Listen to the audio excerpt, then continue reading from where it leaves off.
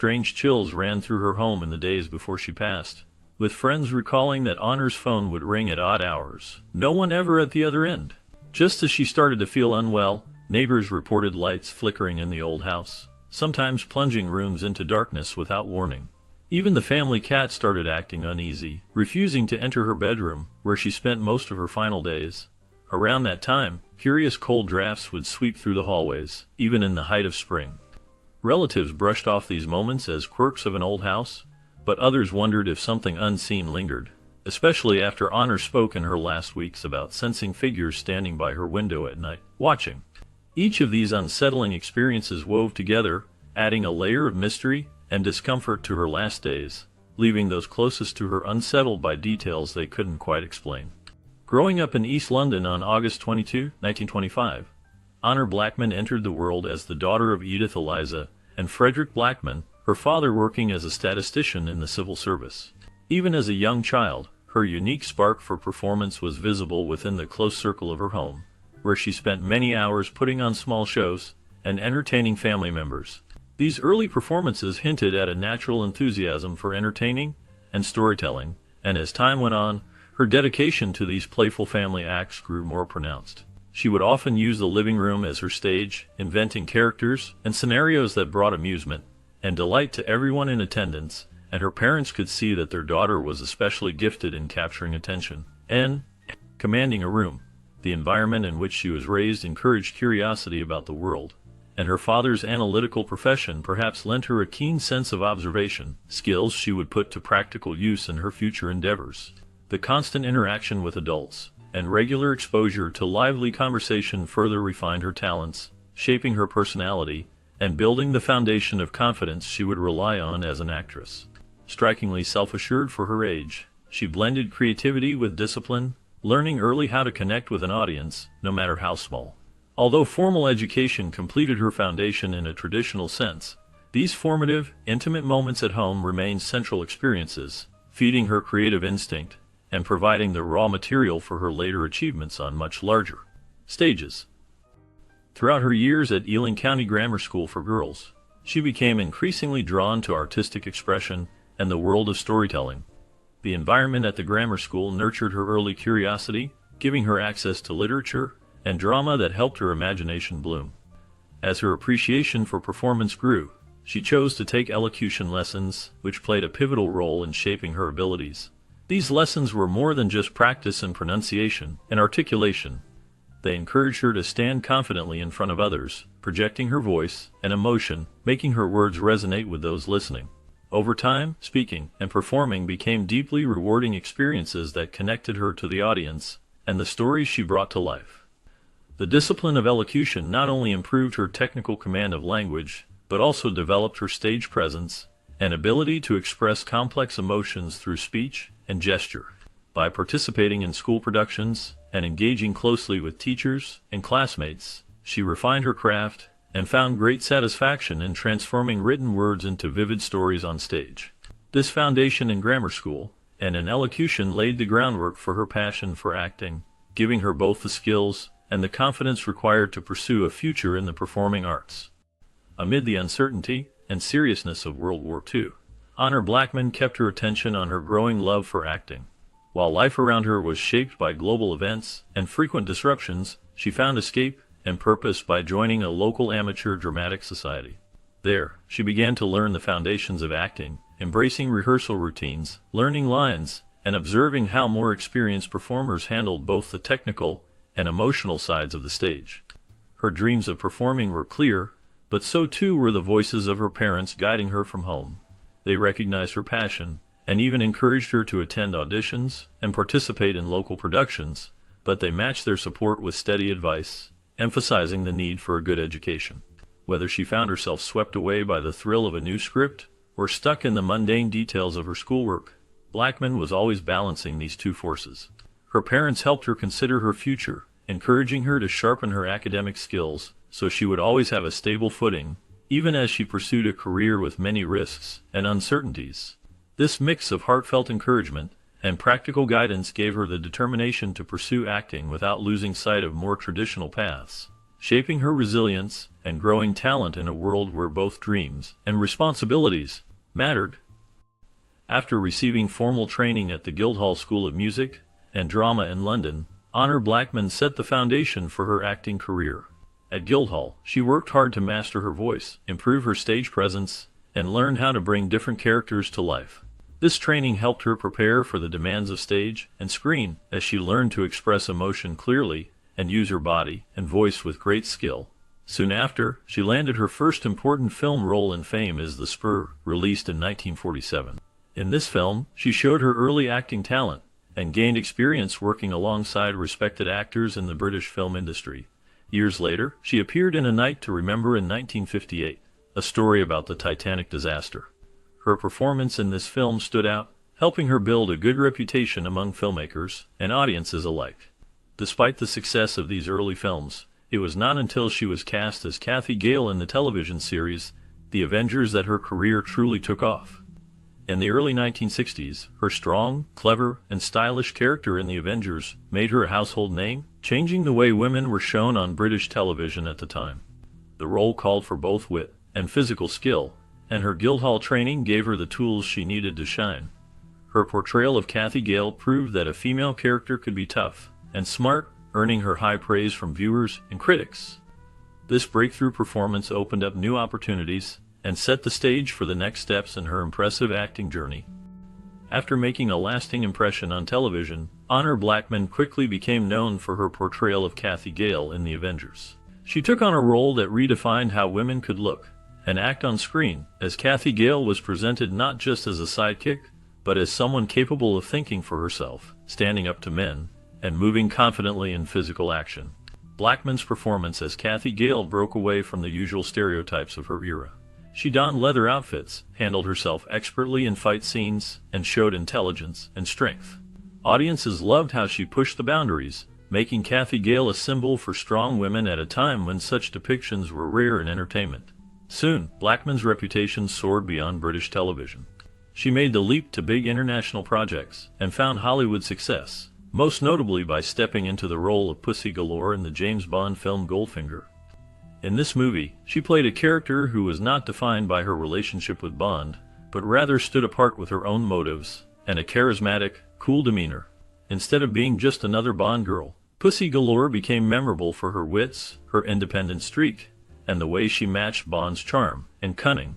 Critics and fans alike admired how Blackman brought nuance and complexity to a part that could have easily been one-dimensional, ensuring her place as one of the most iconic figures in both British television and Hollywood adventure films for years to come. After her acclaimed role in Goldfinger, Honor Blackman became a symbol of strong, independent women on screen. She earned widespread recognition for her portrayal of characters who did not fit the mold of one-dimensional female roles, marking a significant shift in popular culture.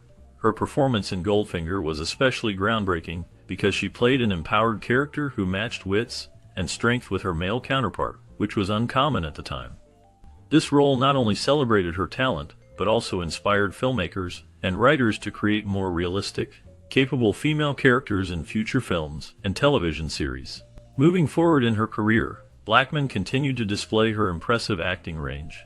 In Life at the Top, she further cemented her reputation as a serious actress by taking on nuanced dramatic roles that moved beyond the boundaries of genre films. Her work in Chalico, a Western, showcased how she could seamlessly transition between action, drama, and adventure, holding her own alongside some of the biggest stars of her era. The Last Grenade added another layer to her impressive filmography, presenting her as a key figure in action-driven narratives, again challenging traditional ideas about women's roles in cinema. Throughout her career, Blackman's work consistently reflected her commitment to portraying multi-dimensional women. By choosing roles that demanded emotional depth and complexity, she left an enduring impact on how female characters were written and performed, becoming a model for versatility and strength that others aspired to follow. Building on a remarkable career that spanned both television and stage, Honor Blackman appeared in well-known series such as Doctor Who, Columbo, and Midsomer Murders, each time showcasing her unique ability to take on new characters and adapt to different genres. On television, her guest roles captured the attention of audiences who were already familiar with her commanding screen presence. Moving seamlessly from the screen to the stage, Blackman also found acclaim in musical theater, including memorable performances in My Fair Lady and The Sound of Music. These stage roles not only highlighted her singing and acting abilities, but also her skill at engaging live audiences in stories that have lasted through generations. Along with acting and singing, she explored other creative paths, adding more dimensions to her career. She released a music album, demonstrating a talent for performance beyond spoken lines, and expanded her artistic interests by writing books. Among her writings was Honor Blackman's Book of Self-Defense, a practical guide reflecting her interest in personal empowerment and safety. This combination of television, stage, music, and writing allowed Blackman to build a diverse artistic legacy that reached different audiences over the years, evolving her craft with curiosity and dedication. Throughout her life, Honor Blackman became known not only for her roles on the screen and stage but also for speaking up about women's rights and gender equality. Seeing the challenges women faced in a male-dominated entertainment world shaped how she thought and acted. She understood how difficult it could be for women to earn respect, fair pay, or strong roles in film and television, and she did not stay silent about those problems. Instead, she made her voice heard, showing that women deserve better opportunities and should have just as much chance as men to lead and succeed in the acting world. Even as she got older, Blackman did not step away from her work. She kept acting well past the age when many people retire. She appeared in television shows, movies, and especially on stage, where she took on new challenges and remained visible in the public eye. One special project she became known for later in life was her one-woman show called Honor Blackman as herself. In this performance, she blended stories from her own career with humor and insights, building a closer relationship with her audience and showing her genuine self. Her willingness to remain active and outspoken proved that determination and passion can last throughout a lifetime, no matter what challenges come along. Throughout her later years, Honor Blackman remained deeply committed to political activism, using her fame to support the Liberal Democrats.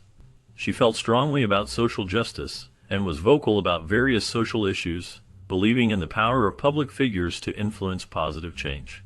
Blackman often participated in campaigns, events, and discussions that aligned with her values, demonstrating a persistent dedication to making a difference beyond her film and television career. When she passed away peacefully at her home in Lewes, Sussex, on April 5, 2020, at the age of 94, she was surrounded by loved ones who cherished her not only for her talent, but also for her passionate advocacy and kind-hearted spirit. Her legacy lives on not only through her memorable roles, but also through the lives she touched with her courage and commitment to causes she believed in. Later in life, strange things seemed to happen around Honor Blackman, especially during her last days. People close to her noticed odd and unsettling events, like her favorite locket suddenly going missing without a trace. This was not just an ordinary piece of jewelry. It meant a great deal to her, holding memories and stories from her many years. Its disappearance left the family puzzled and searching, but no explanation was ever found. At the same time, lights in her home would flicker for no apparent reason. It wasn't due to a faulty bulb or a problem with the electricity, and these unexplained flickers were frequent enough that family members whispered about whether there was something supernatural happening. These moments added a mysterious feeling to her time at the end, making even routine evenings seem touched by something otherworldly. Still, through all of this, the mood around Honor remained calm and peaceful. Close family and friends spent time at her side, describing her as being at ease and comfortable, not at all afraid. She would sit quietly, sometimes lost in thought, but often talking softly about the past. Memories came easily, times from her childhood, important roles she had played, and moments with the people she loved most. More often than not, her words showed gratitude, especially as she expressed thanks for those that are accompanying her. She mentioned her appreciation for their presence, sometimes squeezing a hand or giving a gentle smile. Old friends and relatives agreed that despite the peculiar and even spooky things happening around her, she seemed content, almost as if she was at peace with the life she had lived and the mysteries she might be leaving behind. Despite the passage of time, unexpected stories continued to surface about Honor Blackman. After her death, whispers swirled about an unfinished memoir she may have left behind, its pages possibly revealing hidden details of her life that fans and scholars alike yearned to know more about. Among the most mysterious discoveries were a series of personal letters addressed to Laurence Olivier. These writings, found among her belongings, hinted at a deeper connection or at the very least, a fascinating correspondence between two brilliant minds of British stage and screen. Such artifacts painted Blackman not only as a celebrated actress, but also as someone with layers unseen by the public eye. The intrigue only grew with tales from visitors and friends who spoke of a supernatural presence that lingered in her home. Some recounted odd noises, unexplained occurrences, and a feeling that the actress's spirit, or something else, watched quietly from the shadows. In her later years, Blackman faced very real health challenges. Even as her body slowed, she did not let illness strip her of composure or her relentless commitment to her craft. She kept working, sometimes appearing on television or making voice recordings, never formally announcing a retirement. Many admired how she moved with dignity, persisting with the same strong will and humor that had shaped her career from the start. Her resilience became a reflection of her character, both on and off the screen, and her final years were marked by grace, engagement, and an unwavering sense of independence, all while surrounded by the aura of those lingering mysteries and the echo of her unmistakable presence. Nevertheless, her legacy isn't just about a moment in cinema, but the impact she sparked far beyond it. Honor Blackman's lasting influence connects directly to her bold portrayal of Pussy Galore, a character who became a landmark in film history, not only for her strong personality but also for defying expectations of what women in leading roles could do. She played the role with such confidence and presence that it changed how audiences viewed female characters, no longer just sidekicks or damsels, but clever, capable, and in command. Her blend of charm and self-reliance inspired countless others, and sent a powerful message about empowerment during a time when mainstream film offered few examples of such independence. Blackman herself carried these traits beyond her screen performances, showing remarkable resilience and a commitment to her craft. Her determination to choose strong, challenging roles reflected a spirit of independence that shone throughout her life. This combination of talent, conviction, and breaking boundaries didn't just define her as an actress, but set new standards for those who followed. Today, the waves of her work are still felt, with many empowered female characters owing a debt to her fearless trailblazing work that appealed to several generations, and continues to reshape what is possible for women in film and beyond.